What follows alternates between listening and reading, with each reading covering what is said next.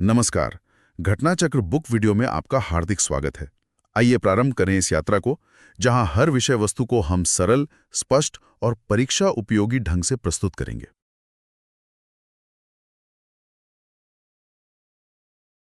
नमस्कार। अच्छा, कभी सोचा है कि भारत के घने जंगलों और दूर दराज के द्वीपों में आखिर छुपा क्या है?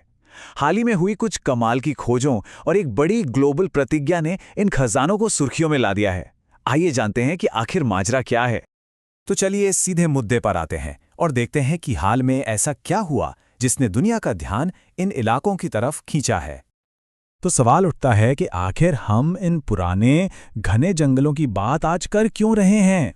असल में इसकी दो बड़ी वजहें जो हाल ही में सामने आई हैं। बात यह है कि पहली तो एक जबरदस्त वैज्ञानिक खोज है और दूसरी है एक बहुत बड़ा वैश्विक संरक्षण का वादा जिसने इन जगहों को एकदम से चर्चा का केंद्र बना दिया है।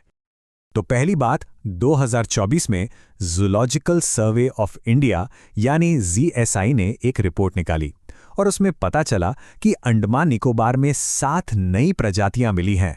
और दूसरी बात, 2025 में जो COP16 की बड़ी अंतर्राष्ट्रीय बैठक होने वाली है, उसमें भारत ने वादा किया है कि वो इन हॉटस्पॉट्स को बचाने के लिए और ज्यादा पैसा और मेहनत लगाएगा।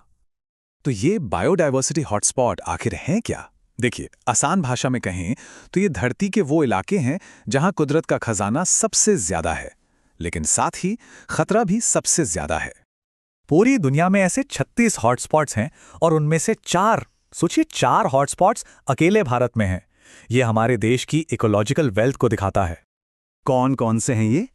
एक तो है हमारा विशाल हिमालय, फिर आता है इंडो बर्मा रीजन जो पूर्वोत्तर और द्वीपों में फैला है, तीसरा है सुंडालैंड जो अपने समुद्री जीवन के लिए फेमस है, और चौथा वेस्टर्न घाट जिसे तो यूनेस्को ने वर्ल्ड हेरिटेज साइट का दर्जा दिया है। चलिए अब जरा जूम इन करते हैं उस हॉटस्पॉट पर जो आजकल सबसे ज्यादा चर्चा में है, इंडो बर्मा क्षेत्र। हाँ, वही जगह जहां वो नई स्पीशीज मिली हैं। जरा सोचिए, ये इलाका नॉर्थ ईस्ट इंडिया की धुंध भरी पहाड़ियों से लेकर बंगाल की खाड़ी में बसे अंडमान और निकोबार आइलैंड्स तक फैला है। मतलब कितना विशाल और कितना अलग अलग होगा ये एरिया। तो आखिर इसमें ऐसा क्या खास है? देखिए, यहाँ के जंगल हैं ट्रॉपिकल, मतलब घने और हरे भरे, और यहाँ एंडेमिज्म की रेट बहुत हाई है। एंडेमिज्म मतलब ऐसे पेड़ पौधे और जीव जंतु जो बस यहीं मिलते हैं और पूरी दुनिया में कहीं नहीं। और हाँ, जब बात पक्षियों की हो तब तो ये जगह भारत में नंबर 1 है। और हाँ, यहाँ एक बहुत ही स्पेशल जानवर भी रहता है, हुलॉक गिबन। ये भारत में पाया जाने वाला इकलौता एप है और इसका घर यही जंगल है। लेकिन कहानी सिर्फ गिब्बन पर खत्म नहीं होती। यहां सिंगफो कछुआ है, निकोबार मेगापोड जैसा अनोखा पक्षी है, पेड़ों में छिपकर रहने वाला क्लाउडेड लेपर्ड है, और वो शानदार हॉर्नबिल तो है ही। अच्छा, इंडो बर्मा रीजन को और बेहतर समझने के लिए क्यों ना इसकी तुलना भारत के बाकी हॉटस्पॉट से की जाए। देखिए, हर हॉटस्पॉट की अपनी एक अलग पहचान है। जैसे इंडो बर्मा पक्षियों के लिए जन्नत है, तो वहीं वेस्टर्न घाट में आपको सबसे ज्यादा अनोखे मेंढक और पौधे मिलेंगे। ये टेबल देखिए, इससे पूरी पिक्चर क्लियर हो जाएगी। हिमालय मतलब ऊंचाई वाले जानवर जैसे स्नो लेपर्ड और रेड पांडा।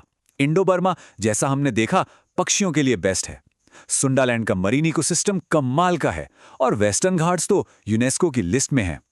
हर एक की अपनी दुनिया, अपनी खासियत है जो मिलकर भारत की बेमिसाल बायोडायवर्सिटी को बनाते हैं।